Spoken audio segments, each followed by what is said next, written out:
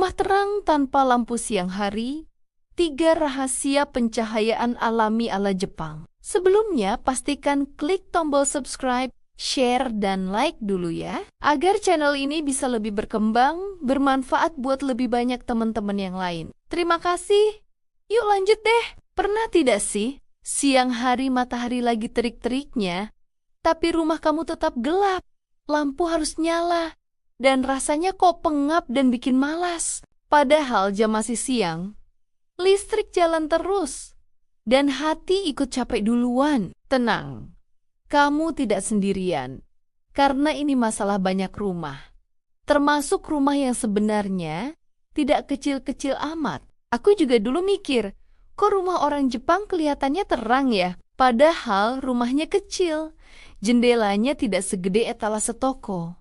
Tapi kok adem, terang, dan rasanya damai. Sampai akhirnya aku sadar, ini bukan soal rumah mahal atau desain ribet, tapi soal cara berpikir tentang cahaya. Di video ini, aku mau curhat sambil cerita tentang 3 rahasia pencahayaan alami ala Jepang yang bikin rumah terang tanpa lampu di siang hari.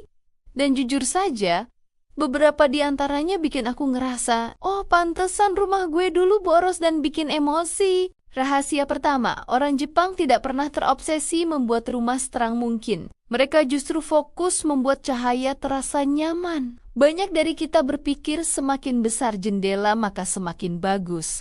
Semakin terang rumah maka semakin bahagia penghuninya. Padahal kenyataannya, cahaya yang terlalu keras justru membuat rumah cepat panas, silau, dan akhirnya bikin kita refleks menutup gorden. Begitu gorden ditutup, rumah kembali gelap, lampu dinyalakan, dan kita bingung sendiri kenapa desainnya terasa gagal. Di Jepang, cahaya diperlakukan seperti tamu sopan yang diajak masuk perlahan, bukan diseret paksa masuk rumah. Mereka lebih suka cahaya lembut yang menyebar rata, bukan cahaya tajam yang langsung menghantam lantai. Cahaya seperti ini tidak bikin mata capek dan tidak bikin kepala pening. Efeknya terasa ke suasana hati, rumah jadi tempat yang menenangkan, bukan tempat pelarian sambil mengeluh panas. Contoh nyatanya sederhana sekali dan sering kita lihat, tapi tidak kita sadari. Banyak rumah Jepang menggunakan bukaan yang posisinya lebih rendah atau lebih tinggi,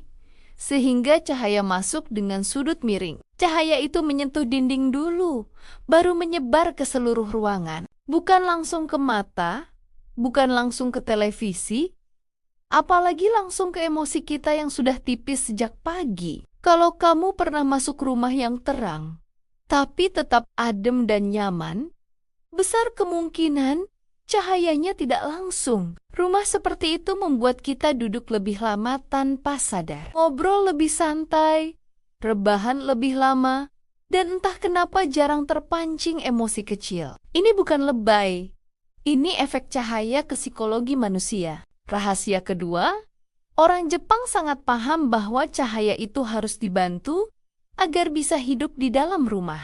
Cahaya bukan benda ajaib yang otomatis menyebar sendiri. Kalau rumah penuh warna gelap, permukaan kasar, dan sudut-sudut mati, cahaya akan cepat lelah dan pergi. Akhirnya ruangan terasa suram walaupun siang hari. Banyak rumah kita sebenarnya sudah dapat cahaya matahari.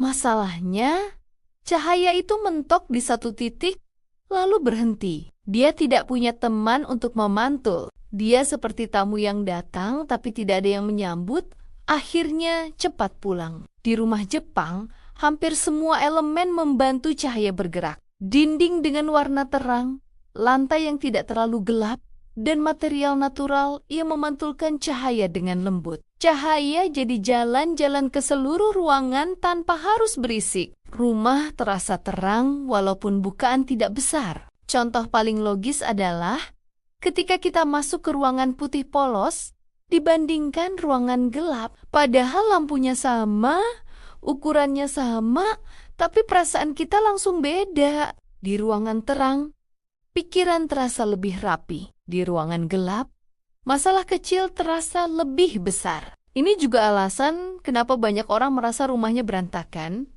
padahal sebenarnya biasa saja. Bukan barangnya yang bertambah, tapi cahayanya yang tidak mendukung. Begitu cahaya dipantulkan dengan baik, rumah terasa lebih bersih tanpa harus beres-beres berlebihan. Dan ini jujur saja, bikin hati lebih ringan. Rahasia ketiga, orang Jepang sangat menghormati cahaya pagi. Bukan cahaya siang yang panas dan menyengat, tapi cahaya pagi yang lembut dan jujur. Cahaya pagi itu seperti sapaan pertama yang menentukan mood seharian. Kalau sapaan pertamanya lembut, hari terasa lebih ramah. Banyak rumah Jepang dirancang supaya cahaya pagi bisa masuk ke area utama rumah. Bukan ke gudang, bukan ke kamar mandi saja, tapi ke ruang keluarga, ruang makan, tempat orang berkumpul, seolah mereka ingin memastikan hari dimulai dengan perasaan terang. Cahaya pagi membantu tubuh bangun dengan alami, tanpa kaget, tanpa stres. Pikiran terasa lebih pelan tapi jernih, dan ini berdampak ke cara kita bersikap ke orang rumah. Bandingkan dengan kebiasaan kita yang bangun pagi, langsung nyalain lampu terang benderang, mata kaget, kepala kaget, hati ikut kaget. Belum apa-apa sudah pengen marah. Padahal mungkin yang salah bukan kita, tapi cara kita menyambut pagi. Rumah yang mendapat cahaya pagi biasanya terasa lebih hidup. Udara terasa lebih segar, walaupun tanpa pendingin. Aktivitas kecil seperti sarapan terasa lebih menyenangkan, dan ini berpengaruh ke hubungan antar penghuni rumah. Banyak orang Jepang percaya cahaya pagi itu bagian dari kesehatan mental. Bukan sekadar terang, tapi ritme hidup. Cahaya mengatur jam biologis, suasana hati, dan energi. Makanya mereka rela mengorbankan hal lain demi arah cahaya yang tepat. Kalau dipikir lebih dalam, 3 rahasia ini sebenarnya bukan soal arsitektur saja.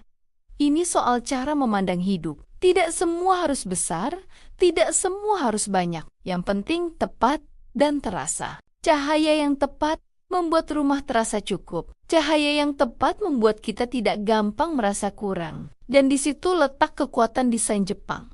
Sederhana, logis, dan sangat manusiawi. Kalau dipikir-pikir, filosofi Jepang soal cahaya ini dalam banget. Mereka percaya rumah itu bukan cuma tempat berteduh, tapi tempat memulihkan diri. Dan cahaya punya peran besar dalam proses itu. Jadi kalau sekarang rumah kamu terasa gelap, pengap, dan bikin cepat capek, jangan langsung nyalahin ukuran rumah atau saldo rekening. Kadang yang perlu diubah cuma cara kita memperlakukan cahaya. Mulai perhatikan dari mana cahaya masuk, kemana dia pergi, dan kenapa dia tidak betah di rumah kita. Pelan-pelan, rumah bisa berubah, dan anehnya, perasaan kita juga ikut berubah. Kalau kamu merasa video ini relate, atau kamu punya pengalaman tinggal di rumah yang gelap, dan akhirnya berpengaruh ke mood, tulis di komentar. Kita ngobrol bareng.